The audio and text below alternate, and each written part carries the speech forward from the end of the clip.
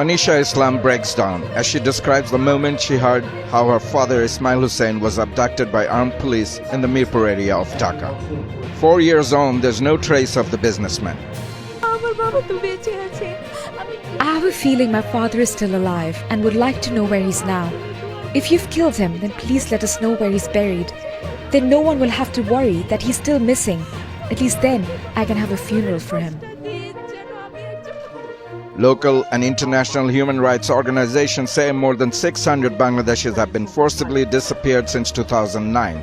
Some returned home but refused to talk for fear of reprisal.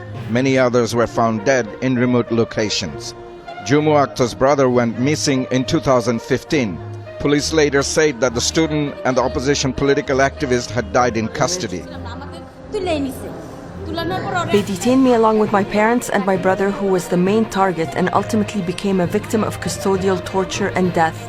I was kept in jail after he died for another 6 months.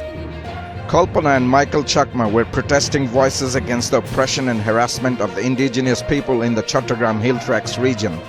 Witnesses say both were victims of forced disappearances by state security forces. We have one demand, that everyone along with Michael and Kalpana Chakma who are victims of enforced disappearances be immediately released.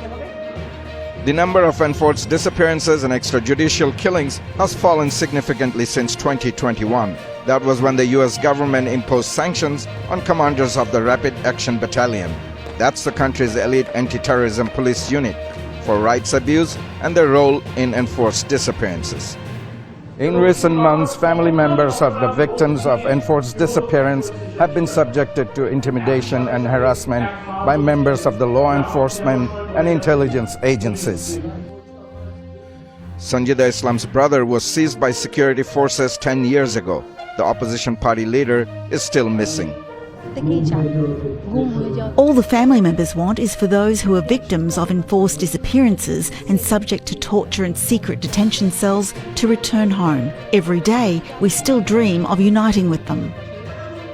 The Bangladesh government has dismissed the allegation as false and fabricated, and government ministers have repeatedly failed to respond to concerns raised by the UN, the US, and other foreign governments.